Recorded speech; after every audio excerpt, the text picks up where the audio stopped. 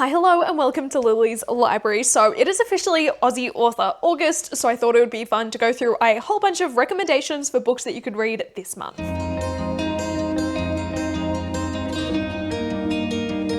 So you can't see, but off to the side here, I've got a massive stack of books that is honestly probably going to fall if I don't start going through it soon, but I've got a mix of different genres. We've just got kind of more like standard fiction or historical fiction as well. We've got some vampire books, we've got some sci-fi, some fantasy, some YA, and then I've got a bonus stack of books that are on my TBR. So we're going to get started with the general fiction and historical fiction, I think. So first on this list is Ghost Cities by Xiang Lu. I read this last year at some point and I really enjoyed it. It's a very unique and interesting premise and not like anything I have read before. So in this we follow a young Australian Chinese man who is working in Sydney, and he actually works at the Chinese embassy as a translator. But there's a catch, he doesn't actually know any Mandarin and uses Google Translate to do his entire job.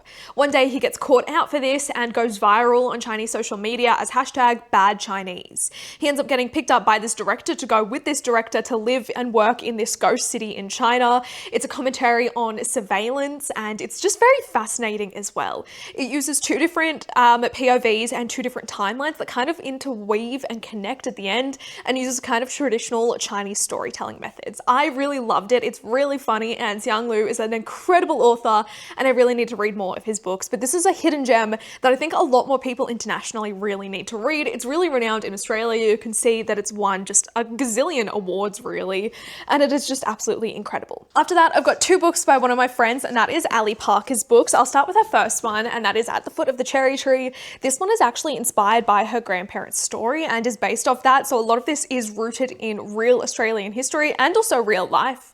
And this is just such an incredible book. It's really sad and thought-provoking. It really opened my eyes to a lot of things that I didn't know about Australia's past, specifically around the White Australia policy and how her family are the ones that kind of took it down. It's such a fascinating and interesting read. But in this we follow Gordon, who is Ali's grandfather, and it starts when he's 18 and is desperate to fight for his own country, so he decides to kind of enlist and be part of the military and the army, but instead of actually fighting, he ends up being with one of the medics kind of, and goes to the occupied parts of Japan to work and help there with the Australian forces and American forces as well, I believe. And that's where he meets Cherry, Ali's grandmother. We follow them as this romance blooms, and Gordon kind of understands a lot more about Japan that he thought was true isn't actually true, and that he'd been fed a lot of lies. And we follow this across years as him and Cherry's relationship grows and the fights that they go on to try and get the Australian government to let Cherry leave Japan. It's such a beautiful and incredible story and just one I think about all the time, and it's just amazing. Ali's newest book is Until the Red Leaves Fall, one I also read not too long ago and absolutely loved. This is set in 1950s Melbourne in the theatre world. In this we follow our main character, Emmy Darling, who is working to be a playwright, and her husband actually is a currently working playwright, but a lot of his best scenes are actually written by her, but she's never got to do her own play. But one day she's approached by this renowned theatre actress who wants Emmy to be the one to write a play. But in order to get that play off the ground and to tell a story, this woman wants Emmy to tell her story and change it to make it more consumable, I guess, for an Australian audience. Because Emmy and her parents and her family were actually taken into the Japanese internment camps in Australia during World War II, and she lived a decent portion of her childhood years there. So we kind of follow and navigate as she does navigate being a Japanese Australian woman in Australia, and how to a lot of Australian people they see her as an otherness and how that kind of influences her. We've also got queer found family elements in this, and it is just such an interesting and entertaining and enraging story. If you liked Yellowface, I think you will really enjoy this one, especially at the end when we kind of have everything come to a head and Emmy gets her justice. The next two books I have are also by a dear friend. I'll go with her first one as well, and that is Burned by Melanie Saywood. This is an absolutely incredible read. It's something I have been meaning to reread for a while now, but this follows a young teenage boy who has just moved to Queensland from Tasmania after he set a fire and started a whole bunch of stuff down there. And again, this is set after the events of another fire where there's a bushfire that has nearly killed some primary school kids. And we follow him as he kind of navigates his life and why he's kind of been drawn to setting these fires and what has really been missing for him. It's a really heartbreaking and thought-provoking tale. It's one that I do really need to reread, like I said. And it's just very interesting seeing how the way that this kid grew up has really shaped who he's who he's becoming and how he's been let down by so many things. It's a very fascinating and interesting read. Melanie is also an Indigenous Australian author. She is a Bigambul and Waka Waka woman, and she's just an absolutely incredible writer. Then on a completely different side of things, I've got Love Unleashed by Melanie Saywood as well. This is her rom-com. This is everything you could want from a rom-com and more. It is absolutely incredible. We follow a young Bigambul woman who moves from Brisbane, Australia to New York to chase her dreams. She wants to work in publishing, but that kind of goes wrong once she gets there, and she ends up working at a doggy daycare sort of place. And we kind of follow her as she meets these new people and discovers her sexuality and kind of grows for the first time and chases this dream that she's always dreamt of that is maybe not turning out how she thought it would. It is just so funny and sad at times as well. It has a lot to do with her mother, who she lost when she was younger and who'd always also dreamed of this adventure. And it's just so sweet and such a beautiful book, and I loved the discussions around queer identity in it. It is just absolutely amazing. I think Melanie is also planning on writing a few other books that are set with other characters in this world, so it's just the perfect time to pick this up. Next up, I've got Safe Haven by Shankari Chandran. This is by a Sri Lankan Australian author. This is actually a crime and mystery book. It's not at all what I expected when I first saw it, and it was just such a fun and compelling read, but also did a really good job at tackling some darker parts of Australia's history and current day Australia. But in this book, we follow Finna, who is an asylum seeker that arrived to Australia and is now on a safe haven visa. She lives in a really small community town where she is loved by everyone and they really support her in what she does. Through this visa, she also does work at immigration detention centres helping other refugees. And then one day, a boy at this centre and a guard both die in an apparent suicide. And Finna is trying to figure out more of what happened, and we follow her on this journey with everything that is going down and trying to piece together all of this, as well as looking at the treatment of people inside these detention centres and the media scrutiny it gets, which also ultimately puts Finna's visa status and residency status at risk. It's really interesting, and like I said, not at all what I expected from this book, but it is one that I think everyone needs to read. Okay, now we're moving into more speculative fiction and genre fiction, and I've got 3 different vampire books I wanted to talk about. The first 2 are books in a series, and that is Immortal Dark and Eternal Rune by Tigist Gurma. These are such incredible books, and book 3 is coming out very soon as well. These are just so dark and interesting and such fascinating and compelling reads. In this, we follow a young girl, Kadan, who has been looking for her twin sister for a number of years now, and she's finally figured out where her twin sister has gone and what she kind of needs, or she knows that her sister was taken by a vampire, but that's kind of about it. One day she finds out that there is this house that her parents used to own in this protected school sort of village campus area, and that her family's house vampire is actually going to be taking over this place and it'll soon fully be his. And in order for her to find her sister and to keep this house in her family, she has to go there and live with him. So it's dark academia with vampires and so many bloody and dark secrets, and it is really interesting. We've got magical houses in this as well, and they're just such incredible books. Book 2 really changes up so much of it and has, I wouldn't say the worst ending, but a really, really infuriating ending. So if these do sound interesting to you, I definitely recommend waiting until we're closer to book 3. But I do really love seeing the relationship between our main character and this house vampire bloom and grow, and the twists and turns it goes on and how toxic it is. It's just absolutely perfection. And then next up for vampires, we've got Vow of Eternal Night by Lily Crozier. This is actually releasing very soon. I think this should actually be out now in the US when you're watching this, but this is a Beauty and the Beast retelling, but with vampires. It is so fun and not really, it's not a romantasy, but it definitely does have romantic elements, but it's very much a slow burn. It is just incredible. Like I said, this is a Beauty and the Beast inspired retelling. So we follow a young woman who is forced into marrying this vampire prince because her father has done a bunch of bad stuff in the town as mayor, and he's lied to a bunch of people and stealing a bunch of resources and money for himself. And in order to protect the town and protect her father, she has to go and live with this vampire and marry him. And once she's there, she kind of discovers a whole bunch of new things about him and about the town and about who her father actually is, because she wasn't truly and fully aware of what her father was doing. And it's just so beautiful. Again, we've got kind of like a sentient and magical house in this. We've also got a centuries-old mystery with this vampire.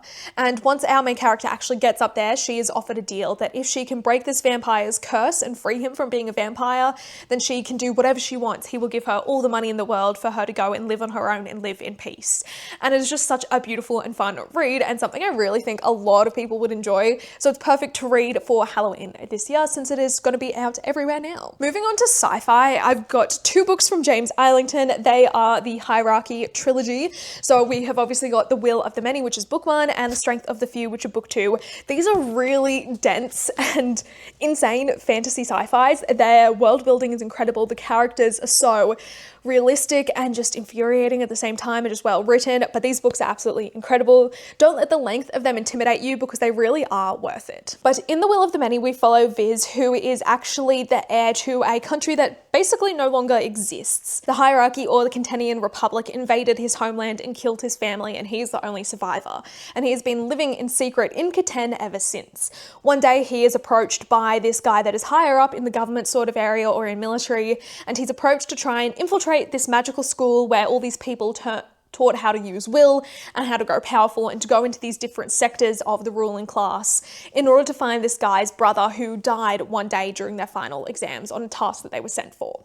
We follow Viz as he navigates being in this elite school and has to climb the ladder to learn as much as he can, and to get to a certain point where he can actually find out what happened to this guy's brother. And we uncover so many different secrets and plots to overthrow this government, and how corrupt the government itself actually is. And it is just such an incredible book and series. Book 2 really flips everything on its head, and honestly feels like it's book 1 in a completely new series, but these are just such incredible and engaging books, and I just love them so much. Next up, for another sci-fi, I've got an Indigenous Australian sci-fi. This is Terra Nullius by Claire G. Coleman. This is kind of a reimagining on the colonization and invasion of Australia, if it was done very differently, and I think that's honestly all you need to know. This book is just so interesting, and it's something, again, I really want to reread. It's a very unique take on this retelling and the history of Australia and the way it changes it. It very much is obviously poking fun at everything, but does it in a really good way, and it's just something that I think a lot of people will enjoy. I kind of don't really want to say anything else, because it is the kind of book that works if you do just pick it up, give it a go, and go in somewhat blind, besides knowing that it is a reimagining of the colonization of Australia. Okay, moving on to fantasy books, I've got a completed duology I wanted to talk about, and that is the Radiant Emperor duology. This is She Who Became the Sun and He Who Drowned the World, both by Shelley Parker Chan. These are insane historical fantasies. They're definitely a lot heavier on the historical elements than they are the fantasy, but they're absolutely incredible. These are actually reimaginings of China's first female empress, and they're really gritty and dark and brutal, and so fascinating at the same time. This really focuses a lot more on the strategy of war, I would say, than anything else, but we do also obviously see the other sides of it. And seeing these characters grow and the issues and everything that they encounter is so interesting. And again, I think it's something you kind of just need to know very basic stuff of and go into it, but these are also super, super gay. Next up, I've got another gay fantasy one, and that is Everblessed by Olivia O'Flynn. This is actually the ARC copy, but this is out and has been out for a while, but book 2 is also coming out very soon, so it's the perfect time to pick these up. But these are Greek mythology inspired romanticises. We've got multiple POVs. I know the next book is expanding POVs as well, and it's just absolutely incredible. So in this, one of our main POV characters, she is the princess and heir to this really powerful nation where there's mostly women fighters and everything. But they've been at war with another nation and bordering nation who have just been involved in this conflict for centuries now. And in order to try and broach this gap and to make peace, this young woman has to go and marry the heir to this other country, and we kind of navigate them as they have to go through these trials in order to show that she is worthy to be wed to this son. And then our other POV character, she is a witch, I believe, and we follow her as her path crosses and goes across this journey and tries to find out what is going on. Witches as well in this world are very, very frowned upon, and a lot of people don't like them, so we kind of follow her as she navigates trying to hide her true identity. She's also very queer, which it's just such a fun book. If you love like the vibes and settings of Wonder Woman, I think like you will really like this with the Amazons and everything. And it's also just such a perfect Greek mythology inspired book, especially if you watched the Odyssey and really enjoyed it. And the final 2 books I've read that I wanted to talk about are by one of my friends as well, and that is The Misadventures of an Amateur Naturalist by Kynwyn Langley. This is another Beauty and the Beast retelling, actually. I'm just realizing there's 2 of them on this list, but this is very very gay and very fun. It's a very cute and beautiful and infuriating at the same time, cozy sort of fantasy retelling. In this, we follow a young woman, Celeste, who is training and wants to be a naturalist, but she's slowly starting to realize that the world kind of isn't really set up for women like her, and it's definitely meant more for men. This is also a period one that is set in France, and we follow her. She's trying to chase her dreams, but is being forced into marrying this guy in her town, and she really doesn't want that to happen, so she ends up running away, and in the process, she comes across this manor that is kind of in ruin and the strange beast that is living inside. And it's just such a beautiful and fun read, and I really enjoyed it and found it to be so nice, and just the descriptions and writing are so lush and amazing. And then I've got The Edge of the Woods, also by Kindman Langley. This is a fairy tale kind of, this is just very much a fairy tale book. It's very feminist as well. We've got a queer side character too. It has been a while since I read this one, so I'm just going to read you the blurb of this one. But it's your future, fight for it. The odds are stacked against Emma. Fatherless and poor in a remote village where men, money and faith determine everything, her only hope for a decent life is to marry before her 18th birthday. Though her prospects aren't good and her options aren't appealing. To live as an unmarried woman is a life sentence of silence and solitude. Emma has to make a match. But when a beautiful antlered boy appears in her dreams and tempts her to join him in the Forbidden Woods, another path opens to her. Finally, after a life devoid of possibilities, Emma has a choice to make, to run from her future or fight for it. And this is just a really great book. I had such a great time with reading it. It is a YA, but I feel like it's very good for any ages, really. It's just such an incredible read. Now, I've got 7 other books here that are on my TBR that I'm going to try and go through as quickly as I can because this video is probably going to be long enough, but these are some that I really want to try and get to soon. So first on my list is When Sleeping Women Wake. This is by Emma Pei Yin. This is a Chinese historical fiction that sounds really interesting. It's about different women in this one family and the journey they go on across Hong Kong and China, I believe. Next, I've got a sci-fi set in the Blue Mountains, and that is Letters to Our Robot Son by Cadence Bell. We follow an alien that wakes up alone and has no idea where its people have gone, but finds something that is maybe its sister. I've also got a fantasy. This is a queer fantasy. It is The Ascension of Souls by Bronte Marie Wesson. This has to do with broken prophecies and fighting for fate and justice. I've also got a little stack of YA books. The first one is Comes the Night by Isabel Carmody. This is actually just a general fiction, I believe. It's set in a version of Canberra that is under a dome where citizens are safe from extreme weather events, dangerous solar radiation, and civil unrest. And our main character doesn't question it until the resurgence of an old nightmare propels him on a dangerous quest. I've also got a YA dark academia, and that is Unhallowed Halls by Lily Wilkinson. This one is following a bunch of teens at this special college that is a safe haven of wood, panelled halls and dusty books on a remote Scottish moor. And for the first time in her life, our main character has a group of close friends that help her feel at home. The only problem is they're all keeping secrets from her. So it's about the secrets kind of rotting away at this prestigious college. Next up, I've got Unholy Terrors. This is by Lyndall Clipstone. She's actually got a lot of books that sound really interesting, but this is the only one I have a copy of. I know this is just meant to be a kind of dark fantasy and have to do with warriors who guard against monsters known as the Vespertine. But we follow a main character who actually meets one of these monsters and realizes that maybe they're not all bad. And finally, I've got Moonlight and Dust. This is by Jasmine McGackie. This is a YA fantasy as well. We follow a young main character who is trying to figure out what happened to her sister, and she uncovers this secret underworld and this magical power that only does stuff at night. It sounds very interesting and has a beautiful cover. This just sounds like such a great book. But let me know if you are considering picking up any of these books, or if you have any other recommendations as well. Let me know in the comments below. But I will see you guys next time with a new video. Make sure you like, comment and subscribe. Goodbye.